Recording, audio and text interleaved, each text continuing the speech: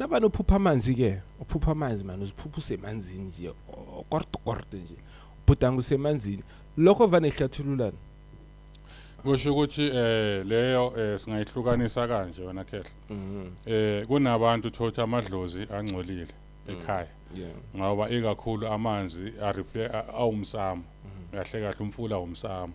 ngiyabona ayafana nomsamo wasekhaya ingako uzobona ukuthi sometimes omunye umuntu athi ngiphupha amanzi adungekile kusuke echaza ukuthi idlozi lakubo lidungekile so kuyayenzakala thotha omunye umuntu uhlushwa amanzi kanti kunale inhlambuluko kumele ayenze noma kunalesidalo esikhalela inhlambuluko phe kwakhe sokugezwa ukuthi sigezeke kuvuleke leyo nhlanhla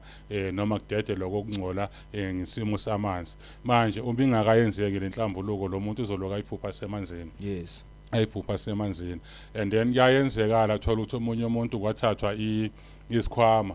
noma kwavalwa idlozi lakubo la yovalwa emanzini manje ikhwama zakubo zahlala kuphi emanzini so kumele sekazohlala lokaphupha amanzi nje isikhathi eside alokaphupha amanzi omunye uthola ukuthi kunomuntu wakubo owathwasa emanzini uyabona manje lento izomthatha lokho imfaka emanzini and enye into kuyaye kuba umkhokha futhi lobo siceda ukukhuluma ngawo ukuthi kunomuntu wakubo owahamba emanzini okumele uthole inhlambuluko akwazi ukuthi akhishwe manje izinto ezingafani not ukuthi always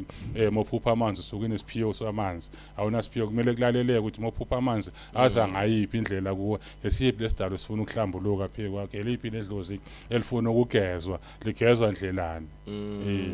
ngiyayithola ke